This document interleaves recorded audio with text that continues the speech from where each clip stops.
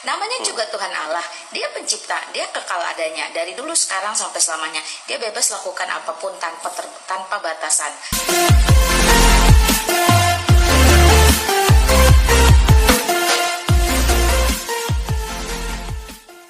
Ya, shalom teman-teman semua dimanapun kita berada pada saat ini. Kiranya kita semua tetap berada dalam keadaan sehat, dan apapun yang merupakan aktivitas kita sepanjang hari ini, kiranya Tuhan Yesus memberkati. Dan kembali berjumpa lagi di channel kita ini, yaitu Semayan Yasin. Terima kasih buat teman-teman semua dan juga para sahabat yang sudah mendukung perkembangan channel ini dengan setia, dan kiranya kita tetap menggunakannya untuk menjadi berkat bagi semua orang. Nah teman-teman, pada video kali ini saya membagikan kepada kita semua satu cuplikan video dari seorang wanita yang memakai jilbab, di mana di dalam isi video tersebut teman-teman merupakan jawaban dari pertanyaan-pertanyaan polemikus muslim yang selama ini selalu menanyakan kenapa Yesus itu bisa mati. Kalau misalnya Yesus itu Tuhan dan kemudian dia mati, siapakah yang mencabut nyawanya? Nah teman-teman, sebelumnya mari kita dengarkan jawaban ini dari saudara kita yang memakai jilbab. Videonya yang berikut ini. Halo, aku izin setir lagi ya tulisannya ya, karena lewat di beranda aku. Walaupun nggak kepengen amat karena cuman sekedar tulisan, orangnya sendiri aku nggak tahu siapa. Bisa jadi juga motivasi tulisannya ini entahkah hanya sengaja bertanya biar merangsang kita berpikir, ataukah mau tabayun, ataukah mau mengedukasi, ataukah mau memprovokasi orang. Tapi whatever lah ya, karena lewat beranda aku boleh dong aku stay. Kalau Tuhan itu mati, siapa yang mencabut nyawanya? Ini pertanyaan-pertanyaan sangat kocak dan konyol. Namanya juga Tuhan Allah. Dia pencipta, dia kekal adanya dari dulu, sekarang, sampai selamanya. Dia bebas lakukan apapun tanpa batasan. Artinya dia tanpa harus memberitahu kepada kita manusia yang cuman ciptaannya. Dia tanpa harus meminta persetujuan. Bahkan kalau kita sadar, Allah itu bisa kita kenal karena dia mau memperkenalkan dirinya. Kalau Allah itu tidak mau manusia mengenal dia, sampai kapanpun kita nggak pernah bisa kenal loh. Kita nggak pernah bisa tahu loh. Paham? Jadi otoritas kemutlakan keilahian Allah itu nggak usah dipertanyakan. Allah kenapa ciptakan manusia, apa matanya cuma dua? Allah bilang, ya kamu ciptaan, siapa lu nanya-nanya gua gitu.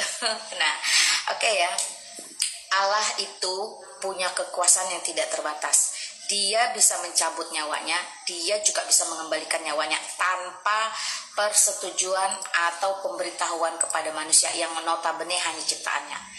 Pribadi manusia di muka bumi ini yang dicatat sepanjang sejarah juga dalam kitab suci itu hanya Tuhan Yesus Kristus yang sudah disiksa, disalib, mati, dikuburkan, kemudian bangkit pada hari yang ketiga.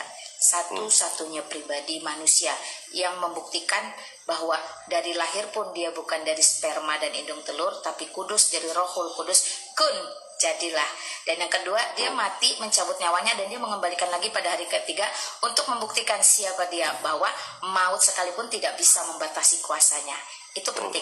Nah ingat, dari Adam sampai sekarang, dari semua nabi, bahkan manusia yang mengaku nabi, mati di dalam kubur, detik ini, saat ini, nggak ada satupun yang bisa membangkitkan dirinya, mengembalikan nyawanya, nggak ada. Itu murni kemanusiaannya ya. Sedangkan Tuhan Yesus Kristus itu mutlak keilahiannya. Dia bisa cabut, dia bisa kembalikan kapanpun. Supaya apa? Supaya kamu percaya, saya percaya bahwa kelak dia akan datang sebagai Imam Mahdi. Dia akan menghakimi loh. Dia jadi hakim loh. Jadi semua yang udah mati-mati di dalam kubur itu dibangkitkan, dihakimi oleh dia loh. Coba, kurang Allah apa dia? Pakai logika. Itu dia videonya teman-teman. Kita sudah menonton, kita sudah mendengarkan jawaban dari saudara kita ini, di mana dia memberikan jawaban yang cukup membuat saya salut.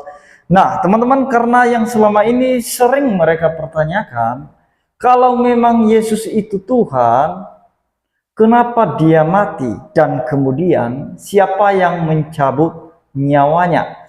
Nah teman-teman, ada beberapa poin yang dia jelaskan tadi. Yang pertama, bahwa Allah itu telah datang dalam rupa manusia dan dia tidak bisa dibatasi oleh ruang dan waktu.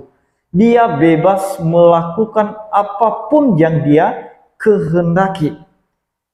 Nah, jadi kalau misalnya Allah mau jadi manusia, itu tanpa harus minta persetujuan dari manusia itu sendiri. Nah, jadi Allah itu bisa melakukan semuanya atas kehendaknya tanpa persetujuan dari manusia, dari siapapun itu. Karena keputusan yang mutlak itu adalah ada di tangannya Tuhan. Nah, dan yang kedua, dia mengatakan bahwa Yesus, dia berhak untuk menyerahkan nyawanya dan berhak juga untuk mengembalikannya. Atau dalam bahasa ibu ini tadi dia mengatakan bahwa Yesus itu dia bisa mencabut nyawanya dan bisa juga dia kembalikan. Buktinya dia bangkit pada hari yang ketiga. Dan tidak ada seorang pun nabi yang melakukan hal demikian atau membangkitkan diri mereka sendiri. Dan kemudian teman-teman, dia mengatakan bahwa yang mati itu adalah kemanusiaan Yesus itu, bukan kealahannya. Dan kita percaya bahwa Yesus itu adalah sepenuhnya dia Allah dan seutuhnya dia manusia. Nah, jadi itu dia teman-teman yang perlu kita perhatikan apa yang dijawab oleh ibu ini. Dan dia mengutip sebenarnya kalimat dari Yohanes itu ya, di mana Yesus itu punya hak untuk menyerahkan nyawanya dan berhak juga untuk mengambilnya kembali, untuk mengembalikan nyawanya itu kembali. Itu semua haknya Yesus Kristus. Dan kemudian dia mengatakan bahwa Yesus itu adalah hakim di akhir zaman. Dia yang memberikan keputusan atas manusia semua, apakah masuk neraka atau masuk surga. Karena di tangannya lah ada keputusan itu. Dia yang mengadili semua bangsa-bangsa. Dan itu sudah tercatat dalam Alkitab. Nah, oleh karena itu teman-teman, kita apresiasi apa yang menjadi pandangan dari ibu ini. Saya kurang tahu ya, apakah dia benar-benar seorang muslim atau dia agama Kristen. Saya kurang tahu soal itu karena dia tidak memberitahukan. Nah, teman-teman, untuk membuat kita lebih paham tentang Yesus Kristus dan segala apa yang dikerjakannya, kita bisa melihat di dalam Kolose 1 ya. Kolose 1 ayat 19 kita mulai sampai nanti ayat 23. Atau kita sampai ayat 22 saja. Di dalam ayat 19, Kolose 1 ayat 19 dikatakan di sana, karena seluruh kepenuhan Allah berkenan diam di dalam Dia. Yang artinya teman-teman, seluruh kepenuhan Allah itu ada di dalam Yesus Kristus. Jadi Yesus itu sebenarnya dia adalah Allah sepenuhnya. Dia yang pada mulanya adalah firman, dan firman itu bersama-sama dengan Allah, dan firman itu adalah Allah. Dan firman yang adalah Allah itu telah menjadi manusia. Dan ayat 20, dan oleh dialah ia memperdamaikan segala sesuatu dengan dirinya, baik yang ada di bumi maupun yang ada di sorga, sesudah ia mengadakan pendamaian oleh darah salib Kristus. Jadi kedatangan Yesus Kristus itu dan tujuannya kenapa dia harus mati di atas kayu salib teman-teman, untuk mendatangkan pendamaian antara bumi dan sorga. Siapa yang di sorga adalah Allah, siapa yang di bumi adalah manusia. Dan dia mendamaikan itu karena ketika manusia menjadi jahat, maka mereka menjadi musuh Allah.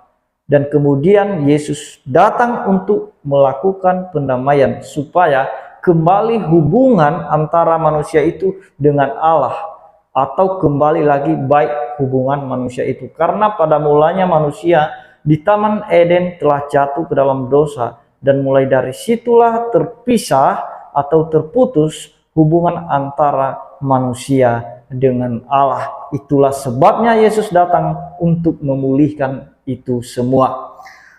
Dan ayat 21, juga kamu yang dahulu hidup jauh dari Allah dan yang memusuhinya dalam hati dan pikiran seperti yang nyata dari perbuatanmu yang jahat.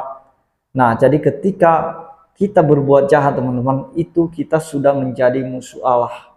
Dan itulah sebabnya Yesus datang untuk mengembalikan hubungan itu ya, supaya kita tetap bisa ada persekutuan dengan Allah. Ayat 22, sekarang diperdamaikannya di dalam tubuh jasmani Kristus oleh kematiannya, untuk menempatkan kamu kudus dan tak bercela dan tak bercacat di hadapannya. Nah, jadi itulah tujuan atau maksudnya atau maknanya kematian daripada Yesus Kristus teman-teman di atas kayu salib, untuk mengadakan pendamaian antara sorga dan bumi, antara Allah dengan manusia. Nah, pertanyaannya tadi sudah terjawab, siapa yang mencabut nyawanya? Kata Yesus, aku berhak memberikan nyawaku kepada domba-dombaku, dan aku berhak mengambilnya kembali atau mengembalikannya. Dan kemudian teman-teman, kita perhatikan bahwa tujuan Yesus datang untuk mati bagi kita itu sebagai bukti di mana Allah mengasihi dunia ini. Dan di atas kayu salib itu teman-teman, di mana dosa manusia, segala kutukan, segala sakit penyakit, dan segala rasa malu itu ditimpakan kepada Yesus di atas kayu salib. Itulah sebabnya Yesus berkata, sudah selesai. Yang artinya bahwa hukuman atas dosa-dosa manusia itu telah diselesaikan lewat pengorbanan Yesus Kristus. Itulah sebabnya ada firman yang mengatakan, dia yang tidak mengenal dosa telah dibuatnya menjadi dosa, supaya di dalam dia, yang artinya di dalam Yesus, kita dibenarkan oleh Allah. Hanya karena iman kita kepada Yesus Kristus, kita dibenarkan oleh Allah.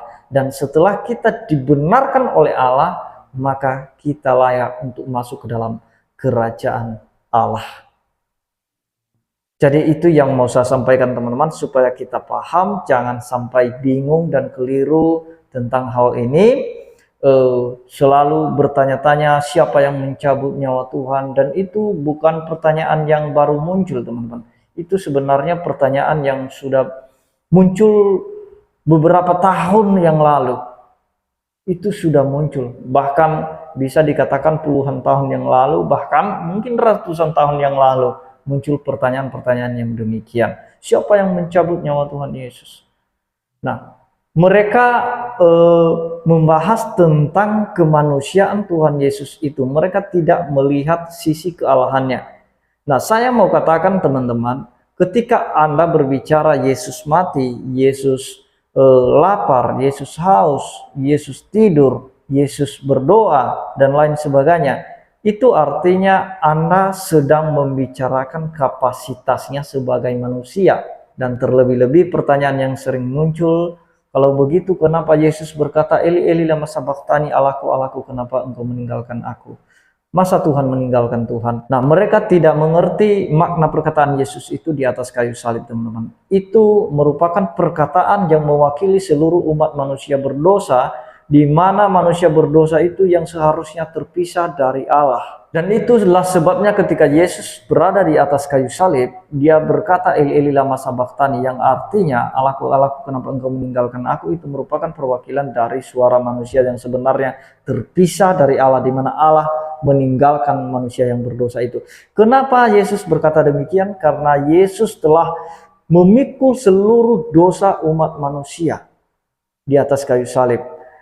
Dan tubuh yang memikul dosa itu di atas kayu salib, otomatis itu terpisah dari Allah. Dan Allah meninggalkan tubuh yang berdosa itu.